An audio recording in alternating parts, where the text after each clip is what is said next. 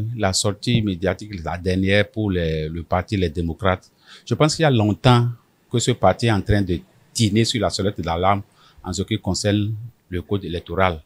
La société civile, beaucoup d'autres confessions religieuses et autres ont tiré sur le code d'alarme. Et ça a amené la modeste personne que je suis à m'intéresser un peu au code électoral. Et à y voir de près, je dis, il y a beaucoup de choses dedans qui font qu'on a toutes les raisons de revoir ce code-là.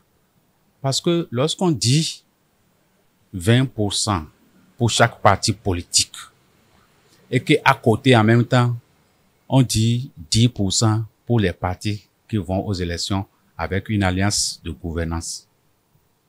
Ça, c'est, ça ne, je ne sais pas, hein, on n'a pas besoin d'aller faire le droit pour voir que ça ne peut pas tenir. Parce que il y a combien de partis politiques? Il y a combien qui peuvent faire alliance? Parce que quand on veut confectionner une loi, il faut tenir compte de certains paramètres. Il y a combien qui peuvent se mettre en alliance?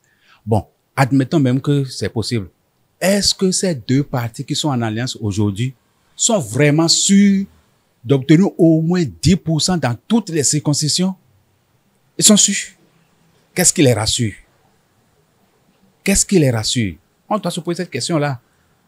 Et s'il advenait que dans une circonscription, par exemple, il y a un parti qui rate les 10% et que l'addition des pourcentages des deux partis ne fait pas 20%.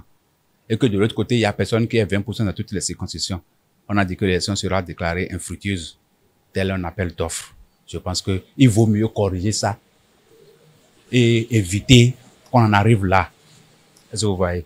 Mieux, lorsqu'on parle aussi des procès verbaux pour les élections, ce qui serait recommandé, c'est qu'on clarifie les choses.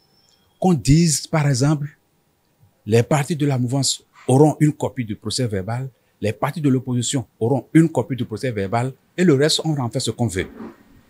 Là, on sait que quand quelqu'un n'est pas d'accord avec les résultats, il peut apporter les procès verbaux et on va reprendre les calculs. Là, le jeu est transparent en ce moment-là. Mais lorsque c'est conçu de telle manière que quelqu'un peut disposer du procès verbal et l'autre peut en manquer, ça va poser problème après. Parce que c'est avec les procès verbaux qu'on va faire des réclamations s'il y en a. Lorsque le code électoral n'est pas consensuel, est-ce qu'on peut avoir des élections apaisées? La question reste posée. Or, nous souhaitons tous que les élections soient des élections apaisées. Richard Bonneroux, au-delà de tout, c'est une honte pour notre pays qu'un homme arrivé en politique avec tambour et trompette se soit mêlé d'une manière ou d'une autre à une affaire qui a conduit à son arrestation. Vraiment, je suis vraiment au regret. Et je me demande comment faire la politique au Bénin. Et ceux qui doivent faire la politique au Bénin, ils doivent pouvoir se mirer plusieurs fois avant de s'engager en politique au Bénin.